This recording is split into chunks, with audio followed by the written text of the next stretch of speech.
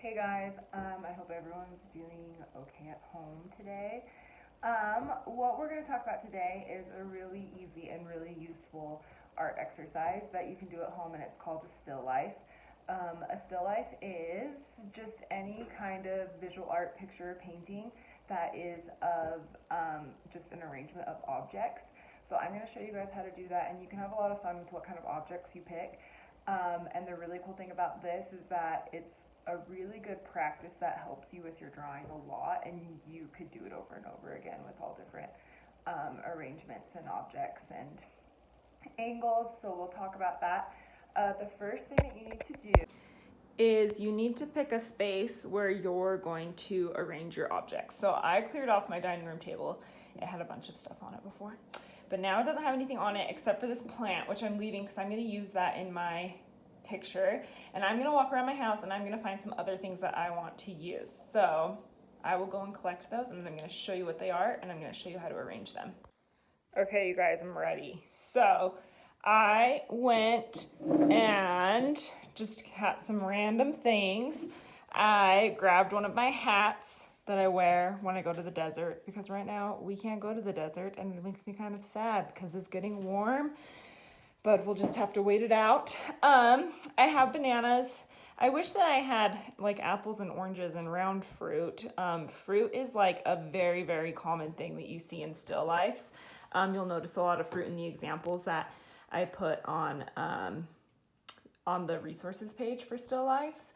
I have a bone that I found. I put some books out here, and then I also have just like a cup that I made. If you have like a bottle or some kind of vessel, a vessel is something that holds liquid. Those are also a really common still life thing. So I've just kind of arranged them. You can arrange them however you want. You can have things on top of each other. You could lay out your items all in a row and have them all be like evenly spaced. It is totally up to you to make this however you want. But basically I've made this setting here that now I'm going to practice drawing. And another really cool thing about still lifes, if you're super into it, is you could even play with leaving this up, doing one picture maybe from this vantage point, and then if I stand up and I move and say like I sit from this angle, now I have a completely different thing to draw. Also my lighting has changed a little bit. So these are just things that help you think like an artist in terms of really analyzing what you see and how you're going to put what you see on paper so that other people can see it the way that you see it. But for starters, I'm going to sit in this chair right here, and I'm going to draw from this vantage point, okay? And I want you guys to take this in, because once I sit down and start drawing, I might not be able to show it to you as much. So we'll just see how we go. We're kind of figuring this all out as we go. I just walked over here, and my dogs have set up this other still life for me. So these are my studio assistants. Oh, that's Aldo, but he's leaving now. And there's Zephyr. So Zephyr's pretty good. Maybe I could draw her next. Okay, you guys, so here's my paper, and I have my phone on a tripod right now. And if I go like this, I can just kind of bump it up and look at our scenery. So hopefully I can do that kind of gracefully, and we can get through this. It's so funny because I'm so nervous about drawing on camera. This is new for me, so it feels kind of scary. All right, so I'm just using a notebook, and I'm just using a pencil, nothing else. If you want to take yours further and color it, if you have colored pencils or watercolors at home, feel free to do that. But really with still lifes, what you're really focused on is scale. So scale is when you have scale is like how big things are. So for example, if I were to draw my leaves, see how my leaves are actually really big? If I were to draw those leaves smaller than the cup right here, then that would be out of scale. So to be in scale, we want everything to be about a realistic size. So that's one thing to focus on. And then the other thing I want you guys to focus on is shape. So just knowing the shape of things. I know I say this over and over again as an art teacher, but if you can break things that you're looking in into shape, that is the easiest and best way to draw things, okay? So my pencil doesn't have an eraser on it. So what I'm gonna do is I'm just gonna really, really lightly kind of start sketching out what I see to kind of just map it out. So I have like, I'm going to start with my leaves because I like to start with things that are towards the top. It's always kind of my habit to start at the top and move down. So for starting right now, I'm not putting a bunch of details in my leaves. I'm just going to kind of sketch where they all are as I see them. So I'm going to sketch every single leaf, and that's going to kind of help me come down and start working into my picture. Guess what, you guys? I'm going to have to do my picture. I just realized I'm going to have to hold my picture. I'm going to have to have my paper this way in order to get everything to fit, because my arrangement's actually more vertical than horizontal. So now I'm starting over. And I'm going to do this even faster a second time because I've already done it once. So I'm getting kind of the basis of all my leaves in here. Some of these are at funny angles to my eyes, so it's a little bit trickier to draw. But I'm just going to keep sketching and going and kind of put it together as I go. So this is always a really good step. And this is something that a lot of artists need to practice doing, because when we first start to draw, a lot of times we focus more on our details than just getting our shapes down. And if you get your shapes down first, it's actually a lot easier to go back and add your details. Have you guys ever done that thing where you spend a really, really, really, really long time working on a part of your picture and you make it so perfect, and then you realize that nothing else fits because you spent so much time on your details that that you didn't actually get space for everything? That's what we want to avoid by kind of just quickly doing all of our shapes first. So we map out our shapes, and let's see, I have my bananas right here. And you guys, I don't want these to look like a photograph, because now that we have cameras, if I wanted a photograph of your still life, I would ask you to send me a photograph. I want it to look like a drawing.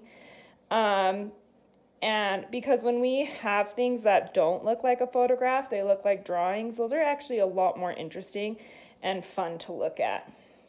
So I have my bananas here, and I actually don't have that much space for my hat, you guys. I keep drawing too big, but that's okay. I'm just gonna have my picture kind of go off the edge. And my hat's right here. Here's the little band for my hat. And this is the other fun thing about this, is that you can draw it more than once. So maybe I'll just get this quick little sketch in, and then I'll go back and I'll add some more details to it. Okay, so now I know where everything belongs. I have my plant here. My plant's obviously kind of the statement piece of my picture. It takes up the most space. I do really love this plant, so I probably did that a little bit on purpose. And then I have all of my littler things down here. So now what you can do is you can go back, and I'm gonna pan up here really quick. So now I'm gonna go back. I'm gonna use kind of a similar system to what I just did, where I started at the top. Let's see, I'll use this. I'm gonna use my pencil as a pointer. I'm gonna start at the top, and I'm gonna start adding kind of more details that I see in my plants, and I'm gonna be working down and adding those details to my picture. Okay, so now I'm gonna go back through again, and I'm gonna press a little bit harder with my pencil to kind of just get all of those shapes in, okay? And I'm kind of just making this up as I go. Art is supposed to be really relaxing and enjoyable, you guys. So if you're really stressed out about what your picture looks like, you need to just take a deep breath and remind yourself that art's only supposed to be fun and nothing else, okay? So see, I'm gonna start adding, these leaves are really pretty. Because they have all those different colors in them. So I'm kind of just gonna I don't really plan on coloring my still life, so I'm just gonna make all of those different color shapes show with my pencil by kind of drawing the shapes of each leaf. And I'm gonna start with the easy ones first. The easy ones are the ones that are kind of facing me. Those are the easiest ones for me to see. And then like some of the leaves kind of have these like little bends and curves in them. So now is gonna be the time when I kind of go back and add those in. Okay. And so you guys, I'm gonna turn off my camera because if I film this whole thing, my video is gonna be like 25,000 minutes long. So I'm gonna turn it off, but this is basically, and I'll show you what I come up with in the end. Plus it'll be easier for me to draw without the camera on, because you guys, I'm telling you, it makes me nervous. So I'll show you guys what I come up with at the end, but I just want you guys to see how, like, I'm even kind of ignoring this first shape that I put in because I actually decided that this leaf, upon looking at it again and closer, it actually needs to be a little bit bigger. So that's it's so funny, you guys, because I never have erasers in my classroom because the erasers get used up so fast. But really, when a lot of artists draw, they hardly ever use their erasers. You kind of just learn how to draw really lightly, and then you go back and put in your new lines where you want real lines to be, and you just put them in darker like that. Okay, and then leaving your old sketchy lines actually kind of makes it look really fun in the end. So, yeah, I'm just going to keep going. I want to remind you guys one more time, if you need anything, please tell your teacher or please tell me directly. You can email me. My email's on my website. It's under the student artwork page, and it's there because I also want you to take pictures of your artwork and send it to me so that I can share it with everyone. I can try to arrange to like send you home a little art packet that has like pencils in it and paper and just things that you might need to do these projects. Please, if you have things at home, use that because I don't have enough for everybody, but I really, really want to make sure people who aren't doing any art at home just because they don't have that as an option because they don't have the things can get materials from me so that you can do it, okay? So don't be afraid to reach out to your teacher or reach out to me, and I'm going to figure out a way to get it to you if you need it. Okay, I'll be back in a second. Okay, so one thing I really want to talk about is going back and looking at this more and getting more details. I can see where my plant was out of scale because I did the rest of these things too low. So as an artist, you can make a choice. This is a mistake that I made. And I can either just roll with it. No one's ever going to know that it's out of scale because no one's ever going to see my setup like you guys have. Like, this is our little secret right here. But if you look at my initial sketch, my things down here are, because I had to squeeze them into the paper, they're actually smaller than they are in real life on my drawing. So I can, but as I do that, because I sketch these lightly, I'm just going to like move everything up a little bit when I go to make it darker. So I'm just going to make my mug a little bigger because it needs to be bigger. And so I'm just going to go through it and make that shape again. And then kind of that way, maybe I'll leave my books the same, but you can always change it as you go, and making your drawings really dynamic like this. Dynamic means it's like flexible. Making your drawings really dynamic like this is what makes them look really cool, and it gives them a lot of expression when it's all finished. And we live in a really cool time to be an artist because we have technology and photographs. It's actually way more fun to have artwork that is expressive and not exact than it is to have really, really perfect art. Like back in the old days before they had technology and photographs and we could send each other video messages during the coronavirus, it was really important that artists could make things exactly as they were because photographs didn't exist. But now, because we have photographs that exist, we get to have way more fun as artists. So don't stress out about how this should look. This should be enjoyable. Right now, art should be fun, okay? Well, art should always be fun, but especially right now. Like, I think it's really relaxing to just be sitting and drawing right now. So don't stress out about it. Just do your best. It can evolve while you work, and I'll just send you guys a picture of this when I'm all done. So this is as far as I'm going to go with this still life.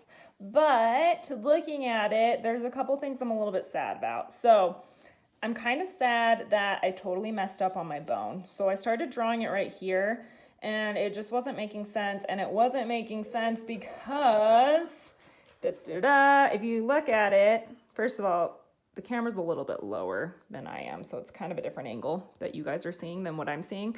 But if you look at it, my bone, I drew it way too close to my bananas. So then I ran out of space. So then I started drawing it again over here, but I was just like, good riddance, moving on. And I'm also a little bit sad that my hat got ripped off because I do really like that hat. So if you have done all of this and you have done all of yours, you're not going to do mine, you're going to make your own. But if you have done one exercise and you're good for the day, that's fine. If you're like, wow, I'm really enjoying this, how can I do more?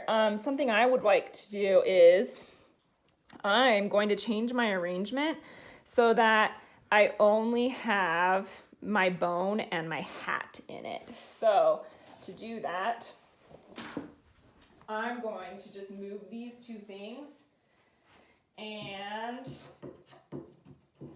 let's see, what if I set them up like,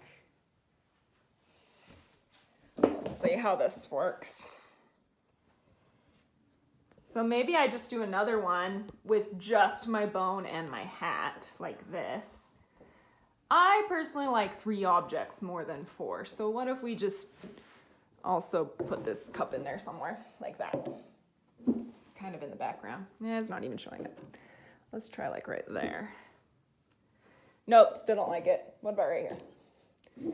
So play around with your stuff. That's a little bit better. I like that. Another really cool thing to try is using fabric. So like if you have like a handkerchief or a shirt, that's another really, or like a tablecloth. You could put a tablecloth on a table. You could do this on a shelf. Just throwing ideas out there. But now, maybe I do a second study. Since we're getting all fancy with still lifes, we're also going to get fancy with our art words. So you can call your still life a study. Where I'm now just going to do my hat and my bone and my cup. And because I have fewer things to look at, I can put more effort in each one of my objects. Okay? New page, new me. Let's see. I'm going to start with my hat, I think, because it's the biggest object. And again, I'm going to start this just how I started the last one, where I'm going to start with really light, kind of just mapping out where all of my shapes are. And I actually already know that's going to be too big because I'm not going to be able to fit my cup. So I'm going to draw it again. I'm going to draw it smaller.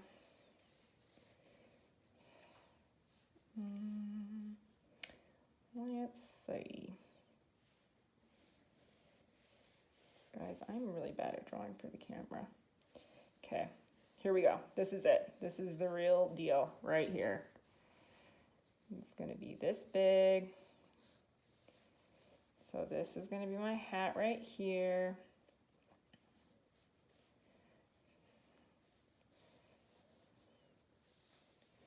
So that's the brim, and then right at the edge of the brim is where I have my bone touching it. Oh, you guys, I'm not very good at this spatial thing because I don't think my cup is going to fit on here again, even though I tried to make sure I had enough space for it. But it has been a while since I've drawn still lifes, and that is why we do art a lot, because art just takes practice. You can't be a good artist if you're not practicing all the time, and let me tell you, it has been a long time since I've practiced still lifes. I don't think I've done still life since college. That's right. College students do this. That's how legit you guys are as artists. You are doing college art right now. Oh, look, I kind of do have room for my mug. Okay, so my mug is going to go right here. For some reason, I can't draw that oval once. I always have to draw it a million times. But then I'll go back and I'll kind of do one solid one like that. And my poor mug handle's just not going to make the cut. It's not going to fit.